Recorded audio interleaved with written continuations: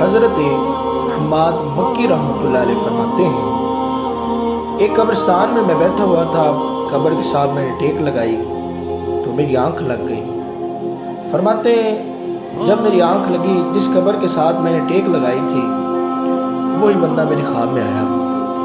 میں نے اس سے پوچھا کون ہو؟ تو اس نے کہا جی میں وہ شخص ہوں جس کی قبر کے ساتھ آپ نے ٹیک لگائی ہے۔ فرمایا تم لوگ دنیا میں ہو اور ہم لوگ آخرت میں ہیں۔ حضرت حماد مکی رحمۃ اللہ علیہ فرماتے ہیں آخرت کے بارے میں کچھ بتاؤ۔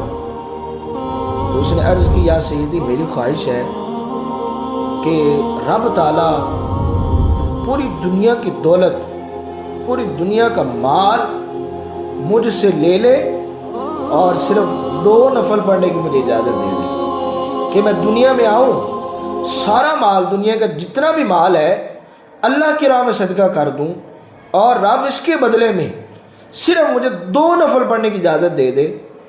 تو میری یہ خواہش ہے۔ عزیزان محترم، آج ہم بھی غور کریں، ہمارے پاس تو وقت ہے، کرکٹ میچ کھیلنے کے لیے وقت ہوتا ہے، نماز کے لیے وقت نہیں ہے۔ جمع غفیر لوگوں کا لگا ہوتا ہے چوکوں کے اندر، اور ایک دوسرے کے ساتھ باتیں، غیبتیں، چغلیاں، گالی گلوچ ہو رہی ہوتی۔ اذان ہوئی لیکن نماز کا ٹائم نہیں۔ عزیزان محترم، حضرت بہلول دانا کا تو آپ نے واقعہ سنا ہوگا۔ آپ نے بازار کے اندر رو رہے تھے، بادشاہ گزرا، بادشاہ نے کہا بہلول کیوں رو رہے ہو؟ حضرت بہلول دانا نے فرمایا کہ میری خواہش ہے کہ میں لوگوں اور رب کے اندر صلح کرواؤں۔ تو بادشاہ نے کہا پھر کہاں تک پہنچے؟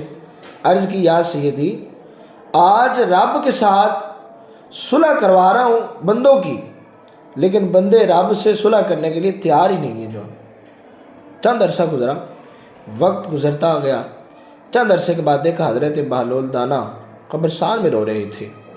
بادشاہ گزرا، بادشاہ نے پوچھا اللہ کے نیک بندے، قبرستان میں بھی روتے ہو، بازار میں بھی روتے ہو، سامنے میں روتے ہو، اللہ کے بندے آج کیوں رو رہے ہو؟ تو فرمایا آج پھر وہی معاملہ ہے، آج رب کی اور بندوں کی صلح کروا رہا ہوں۔ پھر فرمایا کہاں تک پہنچے؟